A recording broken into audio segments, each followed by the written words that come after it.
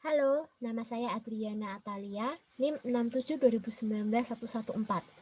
Saya akan menjelaskan tugas 6 teknologi jaringan tentang wireless network atau network nirkabel. Wireless network. Wireless network adalah bidang disiplin yang berkaitan dengan komunikasi antar sistem komputer tanpa menggunakan kabel seperti namanya wireless. Jaringan nirkabel sering dipakai untuk jaringan komputer baik pada jarak yang dekat maupun pada jarak yang jauh. Pada jarak yang dekat contohnya seperti Wi-Fi atau Bluetooth, sedangkan pada jarak yang jauh contohnya menggunakan satelit. Wireless network berhubungan erat dengan bidang telekomunikasi, teknologi informasi, dan teknik komputer. Contoh-contohnya adalah jaringan kawasan lokal nirkabel, wireless LAN atau WLAN, dan Wi-Fi. Media transmisi wireless network adalah gelombang radio, gelombang mikro, dan cahaya inframerah. Nah, teknologi seperti WEP digunakan untuk meningkatkan keamanan pada jaringan wireless. WEP digunakan untuk membuat password keamanan standar untuk mencegah akses tidak sah ke access point. Komponen pada wireless network. Yang pertama ada radio signal, yang kedua adalah data format, yang ketiga adalah network structure. Saat mengirimkan data, ketiga komponen tersebut akan berfungsi sebagai alat yang merubah data digital menjadi sinyal radio. Kebalikannya, saat menerima data, ketiga komponen tersebut akan berfungsi sebagai alat yang merubah sinyal radio menjadi data digital. Sinyal radio dapat diubah menjadi data digital dengan cara menyatukan yang namanya transmitter. Transmitter adalah alat yang menghasilkan gelombang radio, serta receiver atau alat yang menggunakan untuk mendeteksi dan menangkap gelombang radio, dan yang terakhir adalah antena, alat yang membantu transmitter dan receiver agar lebih fokus saat mengirim. Antena ini membuat pola gelombang mengarahkan peningkatan dan menangkap sinyal radio yang ada. Nah, transmitter, receiver, dan antena ini diolah dari gelombang menjadi bit-bit biner dalam semua peralatan wireless LAN yang ada. Kelebihan dari wireless network. 1. Instalasi jaringan wireless yang mudah digunakan.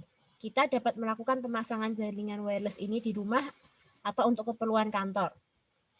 Kedua, praktis dan tidak ribet untuk infrastruktur. Penunjang sinyal jaringan wireless karena untuk ukurannya sendiri tidak begitu besar. Dan karena wireless juga jadi tidak ribet dengan kabel. Lalu pengembangan jaringan yang lebih mudah dan dapat direlokasikan. Lalu dari segi kenyamanannya sangat praktis digunakan karena tanpa harus terhubung dengan kabel. Biaya pemasangan dan perawatan jaringan wireless yang murah atau tidak begitu mahal untuk semua kalangan. Nah, wireless network ini juga punya kekurangan. Yang pertama, kecepatan transfer data tidak dapat maksimal. Hal ini dikarenakan perantara yang digunakan hanya berupa sinyal dan bukan langsung melalui kabel.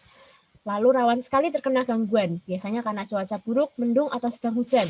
Sehingga jaringan wireless akan menurun kecepatannya atau lemot saat digunakan. Seperti contohnya Wi-Fi saat hujan, atau sinyal data yang saat hujan atau saat-saat tertentu gitu dia tiba-tiba lemah. Nah, karena itu adalah wireless. Lalu rentan sekali terjadi pencurian data karena semua dapat terhubung ke jaringan walaupun sudah dilindungi dengan sistem keamanan atau wireless security. Lalu semakin banyak yang menggunakan jaringan wireless, biasanya kecepatan transfer data semakin berkurang atau jaringan lemot. Lalu sering terjadi delay, biasanya dikarenakan kualitas sinyal yang didapat kurang bagus. Nah, apa saja keamanan yang diberikan kepada wireless network ini? Yang pertama ada WPA PSK atau Wi-Fi Protected Access Pre-Shared Key. Adalah pengamanan jaringan nirkabel dengan menggunakan metode WPA PSK. Access point dapat dijalankan dengan mode WPA tanpa menggunakan bantuan komputer lain sebagai server. Cara mengkonfigurasinya juga cukup sederhana. Tidak semua access point akan mempunyai fasilitas yang sama dan tidak semua access point menggunakan cara yang sama dalam mendapatkan shared key yang akan dibagikan ke klien. Pada access point D-Link DWL 2000AP, pemberian shared key dilakukan secara manual tanpa mengetahui algoritma apa yang digunakan. Itu sebagai contoh.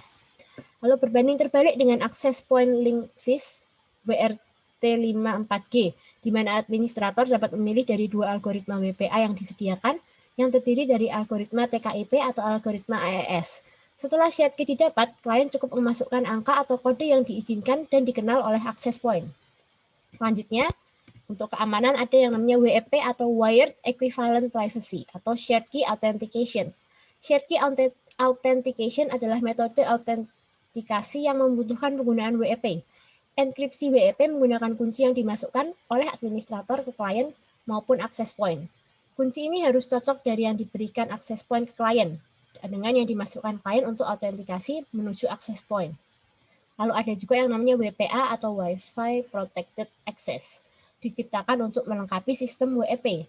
Para peneliti menemukan banyak celah dan kelemahan pada infrastruktur nirkabel yang menggunakan metode pengamanan WEP. Sebagai pengganti dari sistem WEP, WPA mengimplementasi layar dari IEEE, yaitu layer 802.11i. WPA didesain dengan menggunakan alat tambahan lainnya yaitu komputer pribadi atau PC. Fungsi dari PC dikenal dengan istilah Authentication Server, yang memberikan key yang berbeda kepada masing-masing pengguna atau klien dari suatu jaringan nirkabel yang menggunakan access point sebagai media sentral komunikasi. Seperti jaringan WEP, metode enskripsi dari WPA juga menggunakan algoritma RC4. Nah, topologi yang ada pada wireless network. Yang pertama ada namanya Independent Basic Service Set atau IPBS. IPBS termasuk metode ADHOC, terbentuk bila antara klien wireless yang dilengkapi dengan wireless LAN card saling terhubung satu sama lain secara langsung. Jaringan ini tidak memerlukan perantara seperti access point. Beberapa kelemahan topologi ADHOC ini adalah proses transmisi yang lambat dengan banyaknya klien. Kelemahan lainnya karena tidak adanya access point yang dijadikan konsentrator pada topologi ini, menyebabkan tidak adanya perangkat yang bisa mengatur wireless klien yang terkoneksi. Nah, itu gambarnya, jadi antar orang bisa langsung terhubung. Selanjutnya, di topologi ada namanya Basic Service Set atau BSS. Koneksi antar wireless client diperantarai oleh sebuah perangkat access point. Setiap wireless client yang ingin terhubung dengan klien lainnya harus terhubung dulu dengan access point yang digunakan. Ini adalah gambar dari topologinya. Selanjutnya ada lagi yang namanya Extended Service Set atau ESS. Terdapat lebih dari satu access point yang digunakan untuk menjangkau area yang lebih jauh.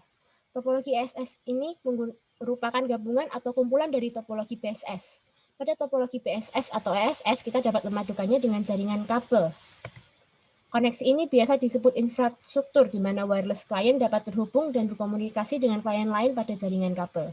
Nah, ini contoh dari Extended Service Set atau ESS dan yang dihubungkan dengan nirkabel. Sekian penjelasan dari saya. Terima kasih.